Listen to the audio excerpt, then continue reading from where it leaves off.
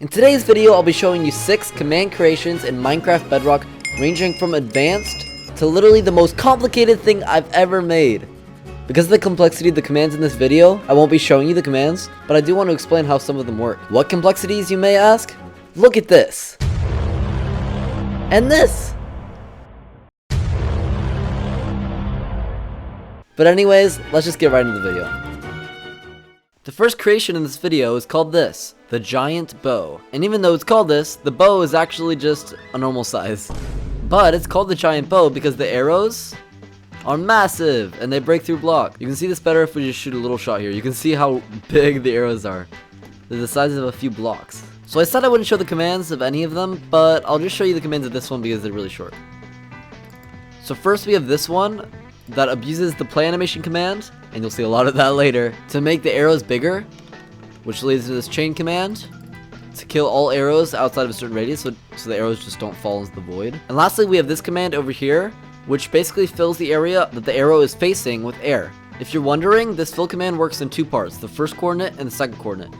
The third of each of these coordinates is how many blocks in front or behind of the arrow, and these first numbers are to the side, the left and the right. But that one's too simple. Okay, let's get into the more complicated ones. Our next creation is chain TNT. So if we place down a TNT and light it, at first it just looks like normal TNT, but as soon as it explodes, it spawns 4 more TNT that themselves explode. So let's turn up the intensity. So this command here changes how many times the TNT chains. So before we had it set to 1, but now let's set it to 2. And now it won't just chain once, it'll chain twice, but I want more, so let's set it to the max. The max currently is 4, but just adding 1 more command block could increase it by 1.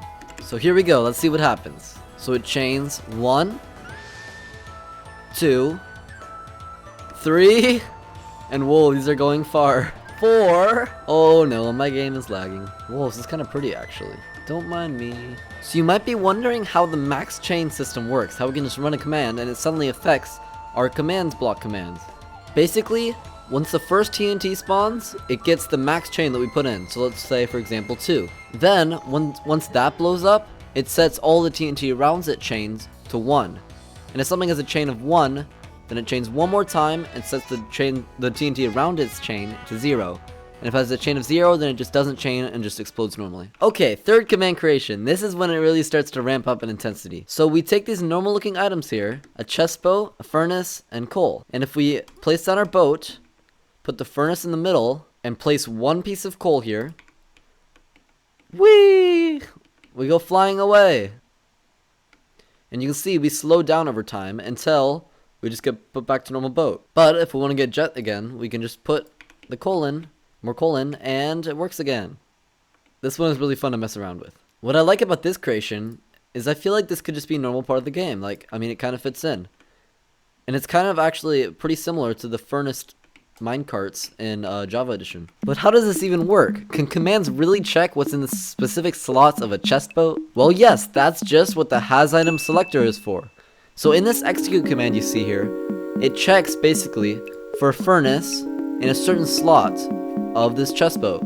So slot 13 is this center slot that we have the furnace in. And the reason why it's slot 13 is because if you count 1 by 1 the squares, this spot is actually 14. And you'd be like, what? Why is it 13 then? Well, the first slot actually counts as 0. And that's very important when you're working with has item and replace item. But yeah, it checks slot 13 for furnace and slot 22 for coal. But it's finally time to get into why you are really watching this video. To see these commands over here. Oh, I'm getting stuck.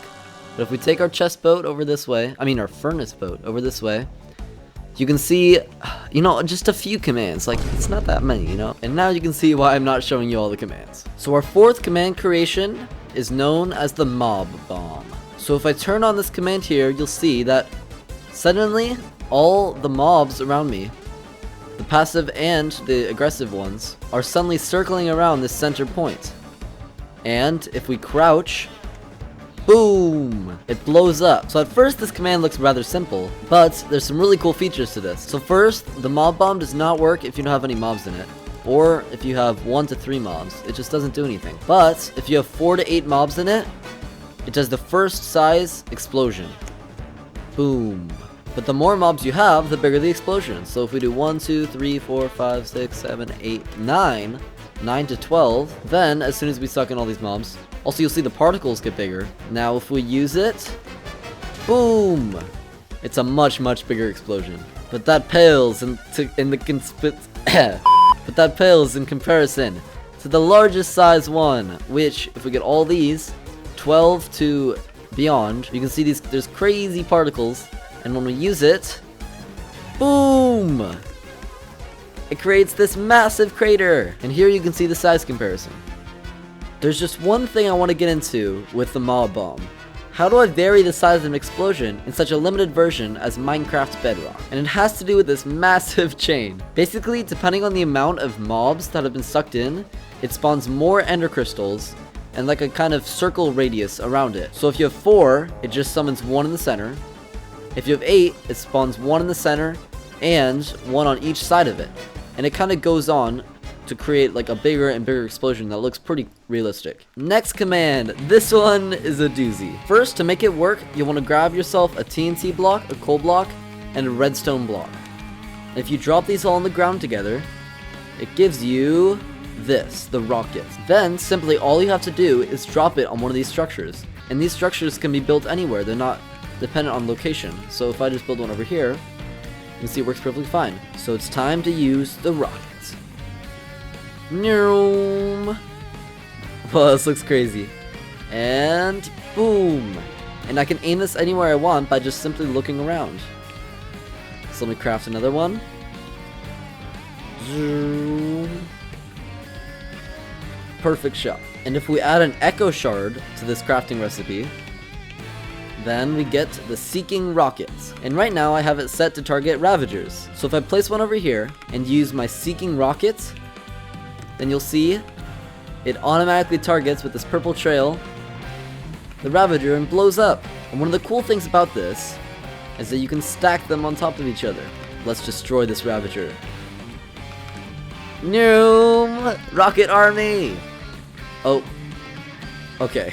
But how on earth do I create these crazy looking rockets that look nothing like any of the mobs in Minecraft? Well, it has to do with these commands over here. So these commands I did not make. They were made by another YouTuber named Fantasy.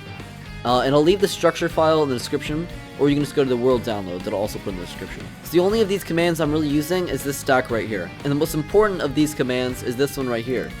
And you can see it's a really crazy command. I put it in the intro. So basically what the stack of commands does is when I spawn in a fox and use this command or any other replace item command, it makes it look like a completely real block. But it actually has no hitbox, and you can see that this is actually a fake block. And if I turn off this invisibility command, then you can see that it's really working by changing the fox orientation of its head, because it's holding the block in its mouth, to make it look like the block is perfectly normal. So to put it simply, I made this rocket by scaling a coal block 2 times, a fake coal block using foxes, and then placing scaled concrete blocks all around it, and then having these particles. And you can see it looks kind of glitchy if I look up and down, because I don't have it I only have it rotating to the side, which I'll tell you, it took me 3 hours to do on its own, and not even that is perfect. You can see the fins are glitching, but it looks pretty cool overall, and we can blow it up. And these fake blocks are just so useful. Java's had them for a while with a much simpler command, but I'm so glad we have them. And if you're wondering why I haven't used them earlier, again, just look at this command, bro. What? But these can be taken so much further. And that leads us into our final creation of the video, in which I showcase these command blocks. And you guys probably already know what it is, because you saw the thumbnail. But what it is a command block mech. But how do you get it, you might ask? Well, that's what I would ask myself too, before I made an entire crafting system. To be honest, I'm not even sure how it works much myself. But basically, you need these items to create the mech. So to start, you get yourself iron and these other items, and when you drop them together, it gives you this, the mech body. Then you get a block of coal, redstone block, TNT, and yep, you saw this crafting recipe before. It's the rocket. Then you get yourself another star, resin brick, copper ingots, to make yourself the energy cell. You get a block of redstone and another star, to get the core, and finally you get yourself a beacon and a composter, and you'll see why these two items are important in a minute. But finally, if you combine all of these items together, you get this, the mech. And it's finally time to show you guys this. Dun dun dun! Let's get into it. Like, literally, let's get into the mech. So when we get into the mech, you can see it gives us all of these items. And we can use the barrier to get out of it, and we can just crouch to get back into it. And firstly, I'll use this torch, which basically lets us have a whole new camera angle. Next, we have these three. These three are the controls. That's pretty cool. And we can also turn around. Sadly, the rotation is glitched. There we go, it fixed itself. Yeah, these things are pretty buggy, but also so cool. But let's get into the exciting stuff. First, we have the rocket cannon.